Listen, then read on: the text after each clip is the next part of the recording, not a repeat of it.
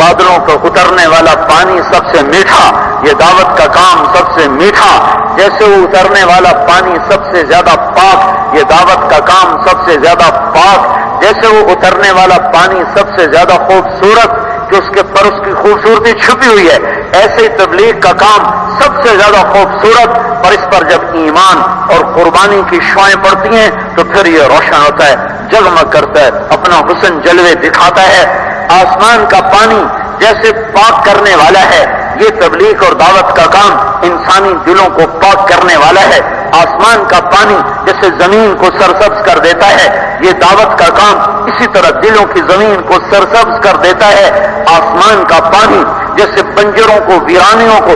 وہ بہار بنا دیتا ہے، لہلہا دیتا ہے، ایسے ہی ویران دل کفر سے بھرے، شرک سے بھرے، کینہ سے بھرے، بغض سے بھرے، حسد سے بھرے ہوئے، تکبر سے بھرے ہوئے اور دنیا طلبی شہوتوں سے بھرے ہوئے دلوں کو یہ پانی آتا ہے، دھو دھو دھو دھو کے پاک کر دیتا ہے، صاف کر دیتا ہے، طاہر کر دیتا ہے، مطہر کر دیتا ہے۔ اور جیسے جیسے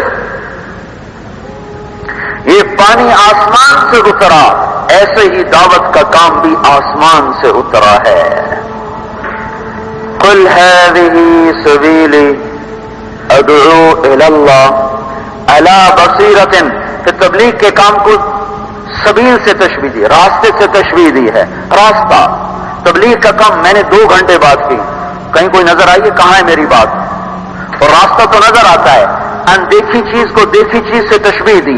دیکھی چیز راستہ لیا ہے، راستہ راستہ، یہ میرا راستہ۔ دعوت دینے والا مسافر اور بصیرت کو سواری بنایا، اللہ نے بصیرت کو سواری بنایا، دعوت دینے والے کو مسافر بنایا اور دعوت کے کام کو راستہ بنایا۔ تو یہ کیا تشبیہ میں مراد کیا ہے کہ آپ لوگ بیان ختم ہونے کے بعد اپنی گاڑیوں میں بیٹھو گے، سائیکل کو موٹر سائیکل پر بیٹھو گے، آگے پیچھے کر کے جب سڑک پر ڈالو گے تو لاشعور تمہارا بولے گا اب تم گھر پہنچ جاؤ گے۔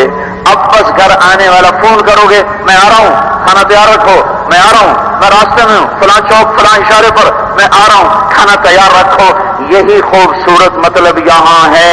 کہ یہ تبلیغ کو تشبیہ دی راستے کے ساتھ۔ اس راستے کی سواری نہ موٹر، نہ جہاز، نہ گاڑی، نہ موٹر سائیکل، نہ پیسہ، اس کی سواری بصیرت کی سواری پہ جو سوار ہوگا اور تبلیغ کے راستے پر اس سواری کو چلائے گا تو اسے بشارت ادعو الی اللہ، آخر میں اللہ ہے اس کو ملنے کے لیے کھڑا ہوا، یہ اللہ کو مل جائے گا،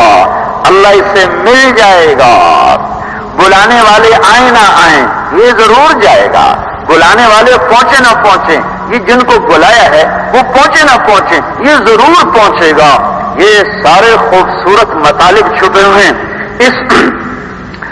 چند الفاظ میں، اور کہا اس مبارک محنت میں میں بھی شریک ہوں، میری امت بھی شریک ہے، وہ بھی میرے اسی مبارک کام میں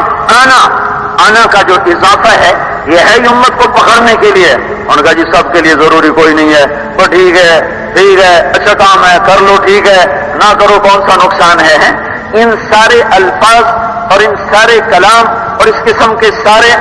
جو چلتے ہیں جذبات، احساسات، خیالات، ان کو لفظ آنا نے آ کے دبوچا ہے۔ آنا کا اضافہ ہے ساری امت کو پکڑنے کے لیے۔ پورے ڈبے کھڑے ہوئے ہیں کراچی کے ریلوے اسٹیشن پر، موج سے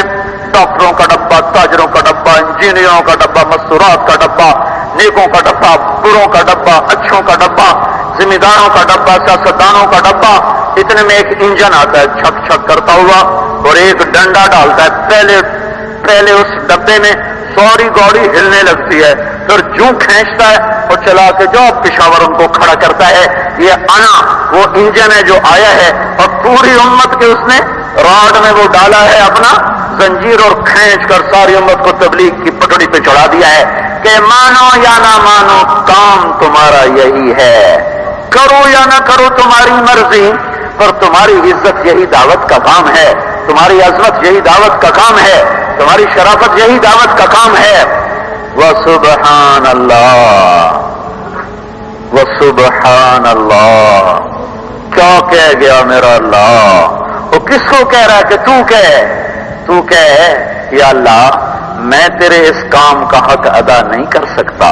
یہ کام تو تیرا تعارف کروانا ہے، میں کہاں اس قابل کہ میں تیرا تعارف کروا سکوں، تو بے عیب۔ وہ سمجھے ہو جس پر اللہ نے سب کچھ اتارا اور کھولا، اس سے کہلوایا جا رہا ہے کہو کہ میں یا اللہ میں وہ نہیں کر سکتا جو تو کیا چاہتا ہے۔ سبحان اللہ۔ بس میں یہ کہتا ہوں تو ہر عیب سے پاک ہے، اور آخری درجہ ہے کہ وما انا من المشرکین، میں تیری ذات میں شریک نہیں ٹھہراتا، پر میرے بس میں نہیں ہے کہ میں اس عظیم الشان محنت کو ادا کر سکوں، جبکہ ادا کر دیا، میں تیرا تعارف کروا سکوں جبکہ کروا دیا۔ اور میرے بھائیوں یہ کبھی کسی کو دعوت اس لیے مت دینا کہ میں اسے سمجھا رہا ہوں، وہ ہم خود سمجھنے کے چکر میں ہیں، ہم سمجھے ہوئے نہیں ہیں، میں بڑے درد سے یہ بات کہہ رہا ہوں، اسے کام سمجھاؤ۔ اور کس کو کہہ رہا ہے اسے کام سمجھاؤ؟ تو سمجھاؤ جو اس کو سمجھانے لگا ہے، کام سمجھاؤ۔ کس کو کہہ رہے ہو؟ یہ رسول پاک ہیں جن پر سب کچھ کھولا گیا، ان سے کہلوایا جا رہا ہے کہو میں حق ادا نہیں کر سکا تو میں تمہیں کیا کام سمجھاؤں، مجھے تو خود نہیں آتا، اس لیے میں صرف اللہ اس کے رسول کی تعریف کرتا ہوں کہ بھائی اللہ بہت اچھا ہے، اللہ سے تعلق بنا لو، اللہ کا نبی بڑا پیارا ہے، اس کے طریقوں پہ چلو، اس کو دنیا میں پھیلاؤ،